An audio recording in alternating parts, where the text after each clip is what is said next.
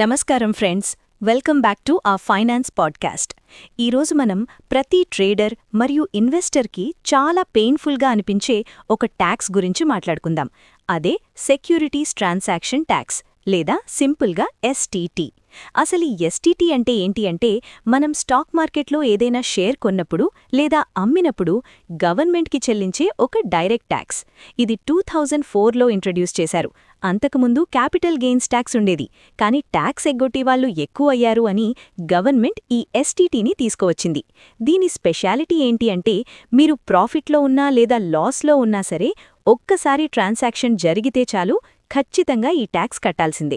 ఉదాహరణకి, మీరు intraday trading చేస్తున్నా లేదా ఫ్యూచర్స్ అండ్ ఆప్షన్స్లో ట్రేడ్ చేస్తున్నా ప్రతి ఆర్డర్ మీద ఈ ట్యాక్స్ పడుతుంది. అందుకే చాలామంది ట్రేడర్స్కి బ్రోకరేజ్ ఛార్జెస్ కంటే ఈ ఎస్టీటీ ఛార్జ్ ఎక్కువవుతుంది. ముఖ్యంగా ఆప్షన్స్ ట్రేడింగ్ చేసేవాళ్లకి ఇది చాలా పెద్ద భారం. ఎందుకంటే గవర్నమెంట్ రీసెంట్గా ఆప్షన్స్ సెల్లింగ్ మీద ఎస్టీటీని పెంచింది. దీనివల్ల మీ బ్రేక్ ఈవెన్ పాయింట్ పెరిగి నెట్ ప్రాఫిట్ తగ్గిపోతుంది.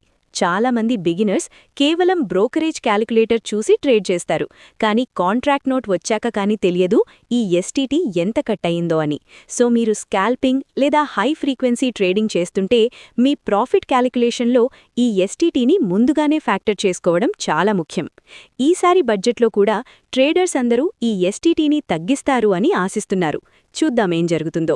ఇలాంటి టెక్నికల్ ఫైనాన్షియల్ టర్మ్స్ని సింపుల్ తెలుగులో నేర్చుకోవడానికి మా ఛానల్ని తప్పకుండా సబ్స్క్రైబ్ చేసుకోండి. అలాగే బెల్ ఐకాన్ని క్లిక్ చేయండి. Note: this content is for educational purposes only. I am not a SEBI registered advisor. Please consult your financial advisor before making any investment decisions.